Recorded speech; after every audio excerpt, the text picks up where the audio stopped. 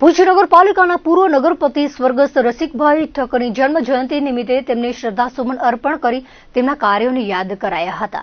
Rajendra park પાસે આવેલી તેમની પ્રતિમાને નગરપાલિકાના હોદ્દેદારો તેમજ રસિકલાલ ઠક્કરના પરિવારજનો દ્વારા હારારોપણ કરીને પુષ્પાંજલિ અર્પણ કરવામાં આવી હતી। આ તકે સુધરાઈ પ્રમુખ રશ્મિબેન સોલંકીએ જણાવ્યું હતું કે સદગત રસિકલાલ ઠક્કરે ભૂકંપ વખતે અનેક કાર્યો કર્યા હતા, જેને આજે પણ ભુજવાસીઓ યાદ કરે છે।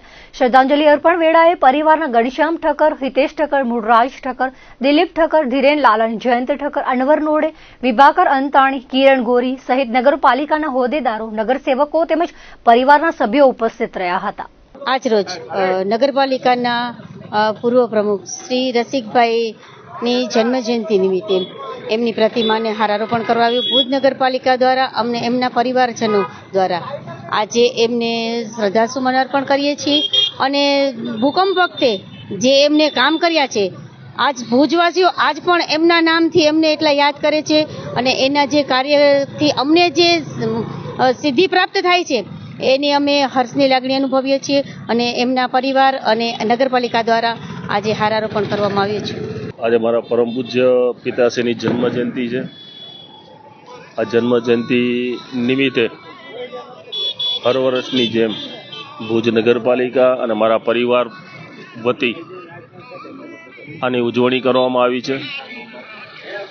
રંગ પરિવારને રાશન કીટનું વિતરણ, ચિત્ર સ્પર્ધામાં બાળકોને ઇનામ વિતરણ, અલ્પાહારની વ્યવસ્થા અને આજે 27મી જાન્યુઆરી છે, ગઈકાલે 26મી જાન્યુઆરી હતી।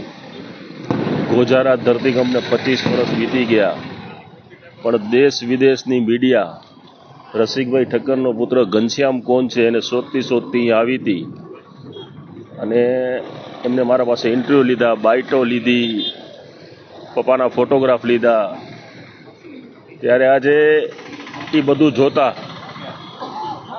એક વસ્તુ કહેવાનું મન થાય છે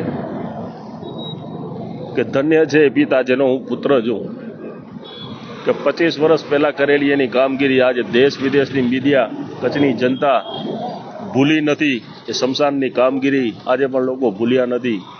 બસ આજના દિવસે કચ્છની કુળદેવીમાં આશાપુરા પાસે પ્રાર્થના કરું છું, અરજ કરું છું, વિનંતી કરું છું કે એમને બતાવેલા પથ ઉપર ચાલવાની મને અને પરિવારને શક્તિ આપે।